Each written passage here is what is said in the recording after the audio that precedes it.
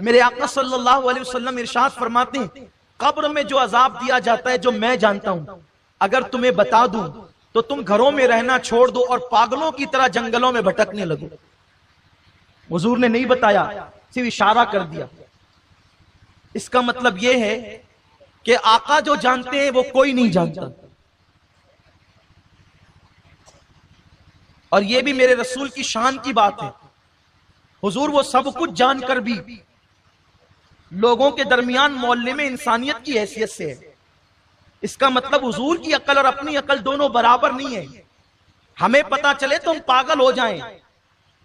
ارے لوگ بھیانک ایکسیڈنٹ دیکھ کر کے پاگل ہو جاتے ہیں. تو قبر کا عذاب سننے کے بعد جو کما کہو عذاب دیا جائے گا وہ کیسے برداشت ہو سکتا ہے؟ تو اللہ کے حبیب صلی اللہ علیہ وسلم فرماتے ہیں اگر میں تمہیں بتا دوں مکمل طور پہ کہ قبر میں کیا ہوتا ہے تو تم ایسے گھلنے لگو گے جیسے نمک پانی میں گھلنے لگتا ہے. تم اپنی جگہ پر سلامت نہیں رہ سکتے، گھل جاؤ گے تم. وہ قبر ہے جسے دردناک عذاب کے حوالے سے اللہ کے حبیب علیہ الصلوۃ والتسلیم نے بیان فرمایا ہے. تو ایک معمولی سا عمل جس کو ہم کہتے ہیں پیشاب کے چھینٹوں سے نہ بچنا، یعنی کھڑے کھڑے کچھ لوگ پیشاب کرتے ہیں تو پیر پہ چھینٹیں آتے ہیں، کچھ لوگ بیٹھ کر بھی بے احتیاطی سے کرتے ہیں تو بھی پیشاب کے چھینٹیں آتے ہیں. وہ پیشاب کے چھینٹوں سے نہ بچو تو بھی انسان عذاب قبر میں گرفتار ہوگا. حیرت ہے جتنا زیادہ ناپاک پیشاب ہے اس سے زیادہ ناپاک گناہ ہے. گناہ اور پیشاب کی ناپاکی میں زمین آسمان سے بڑا فرق ہے. کیونکہ پیشاب اگر کہیں لگ گیا پانی ڈال دو تو پیر پاک ہو جائے گا، بدن پاک ہو جائے گا. لیکن اگر گناہ کا دھبا لگ گیا تو 7 سمندر کا پانی بھی گناہ کا دھبا نہیں دھل سکتے. تو پیشاب اگر ناپاک چیز پیر پہ لگ جائے اڑ کر کے اور کوئی اس سے نہ بچے، احتیاط نہ کرے، تو اللہ عذاب قبر میں گرفتار کرے گا. تو اس سے زیادہ ناپاک تو گناہ ہے. وہ کوئی گناہ میں ڈوبا رہے، اور وہ بھی وہ گناہ نمازوں کا ترک کرنا، جوا کھیلنا، تاش کے پتے کھیلنا، محلے کی لڑکیوں پہ بد نظری کرنا، پڑوسیوں کے حقوق دبانا، غصب کرنا، ایک دوسرے کے حقوق ادا نہ کرنا، ماں باپ پہ ظلم کرنا، ماں باپ پہ زیادتی کرنا، بیوی پہ ظلم کرنا، بیوی پہ زیادتی کرنا، اولاد کا حق ادا نہ کرنا، کتنے بڑے بڑے جرائم ہیں. اس سے بچنے کی کیا صورت ہے؟ اور ایک اہم بات، پیشاب اپنے پیٹ کی غلاظت ہے، وہ نکلی اور پیر پہ پڑی اور ہم اس سے نہ بچے تو عذاب قبر میں گرفتار ہوں گے. اور جتنی زیادہ ناپاک پیشاب ہے اتنا ہی ناپاک شراب بھی ہے. دونوں کی ناپاکی برابر برابر، یعنی کہ پیشاب کا پینا اور شراب کا پینا دونوں ایک ہے. یہ میں کوئی لطیفہ نہیں کہہ رہا ہوں، میں آپ کے سامنے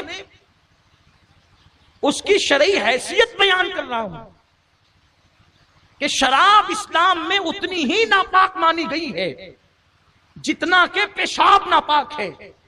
تو مجھے بتاؤ اگر پیشاب کے چند چھینٹے بدن پہ لگ جائیں تو انسان اللہ کے عذاب میں گرفتار ہوتا ہے، تو جو لوگ پیشاب کی طرح ناپاک شراب اپنے منہ کے اندر ڈالیں اور اپنے پیٹ میں ڈالیں تو ان پر کیسا عذاب ہوگا؟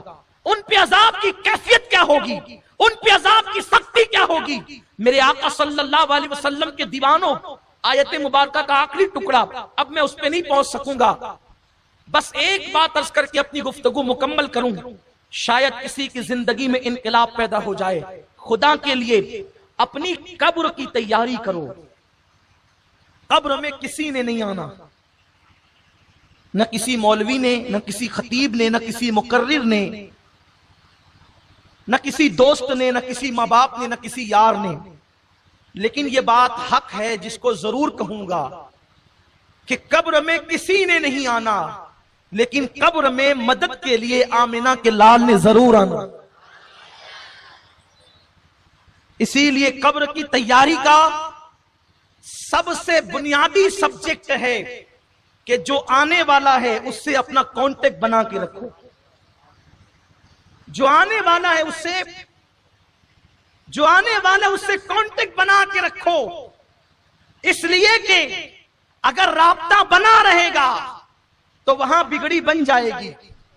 قبر اندھیری ضرور ہے، قبر میں تاریکی ضرور ہے، قبر میں سانپ اور بچھو ضرور ہے، قبر میں عذاب ضرور ہے، قبر میں آگ ضرور ہے، قبر کا دبانا ضرور ہے، قبر کا بے قرار کرنا ضرور ہے، قبر کی وحشت ضرور ہے، قبر کی دہشت ضرور ہے، سب چیزیں حق ہیں، لیکن اس کے لیے ہے جس کی قبر میں آمد مصطفیٰ نہیں ہے۔ جہاں وہ آ جائے تو پھر اندھیرا کیسا قبر میں لہرائیں گے تا حشر چشمے نور کے جلوہ فرما ہوگی جب طلعت رسول اللہ۔ اس لیے ان سے رشتہ جوڑے رکھو، ان سے رابطہ بنا کر کے رکھو۔ رابطہ کیسے بنے گا؟ نعرہ بھی لگائیں، شراب بھی پیئے تو رابطہ بنا رہے گا، نعتیں بھی پڑھیں، کیرم بھی کھیلیں، گلیوں میں بیٹھ کر کے کوڑیاں بھی کھیلیں، اور خود فتوے بھی دے کہ جائز ہیں۔ ٹھیک ہے، اب آپ کے فتوے پہ عمل ہوگا۔ اللہ کے حبیب صلی اللہ علیہ وسلم فرماتے ہیں ایک زمانہ ایسا آئے گا قریب قیامت کہ جاہل لوگ فتویٰ دیں گے اور وہ خود بھی گمراہ ہوں گے اور دوسروں کو بھی گمراہ کریں گے۔ آقا علیہ السلام فرماتے ہیں ایسے لوگوں کے پاس نہ بیٹھنا، فتویٰ دینا مفتی کا کام ہے، آپ کا نہیں۔ لیکن میں سمجھتا ہوں بیچارے مفتی صاحبان تو فتویٰ بہت کم دیتے ہیں، ہوٹلوں پہ بیٹھے ہوئے ہماری عوام فتوے زیادہ دیتی ہے، اور وہ بھی بدعت اور شرک کے فتوے سے کم تو کوئی فتویٰ ہے ہی نہیں۔ اور اس بیچارے سے پوچھو بھیا احسان کر ذرا بتا کہ بدعت کی تعریف کیا ہے، وہ بتا بھی نہیں سکے گا، بلکہ بدعت کا مخرج نہیں بتا سکتا، اور وہ بدعت کا فتویٰ دیتا ہے، بلکہ بیچارہ بدعت کو بدعت کہتا ہے، یعنی اسے الفاظ کا تلفظ نہیں پتا، اتنا جاہل ہے، اور اتنا جاہل ہے کہ اس سے کہو کہ تو جاہلوں کے فتویٰ دیتا ہے تو پلٹ کے کہتا ہے میں اتنا بھی جاہل تھوڑی ہوں،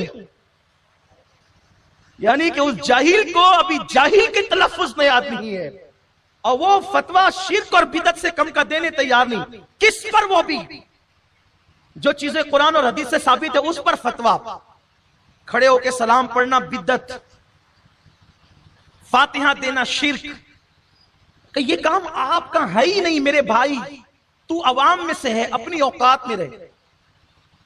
لوگوں نے تختہ مشق اگر کسی کو سمجھائے تو شریعت کو سمجھائے۔ ہر عوام میں کرسی پہ بیٹھنے والا کلینک کھول کے بیٹھتا ہے کہ چلو آج ہوٹل پہ بیٹھ کر کے ایک چائے پیئیں گے اور ساتھ ہی کسی ڈاکٹر کی بیگ بھی لے کے بیٹھیں گے، جو آتا جائے سوئی لگاتے جاؤ، انجیکشن لگاتے جاؤ، ٹیبلٹ لیتے جاؤ۔ نہیں ہوگا ایسا، ہو سکتا ہے، ہنسنے کی بات نہیں، ذرا غور کریں، ہو سکتا ہے، نہیں ہو سکتا، لیکن جب کہ کوئی غیر ڈاکٹر اگر سوئی لگا دے تو بولو خطرہ کسے ہے؟ بولو جان کو خطرہ ہے۔ غیر ڈاکٹر ٹیبلٹ دے دے، خطرہ کسے ہے؟ بولو جان کو ہے۔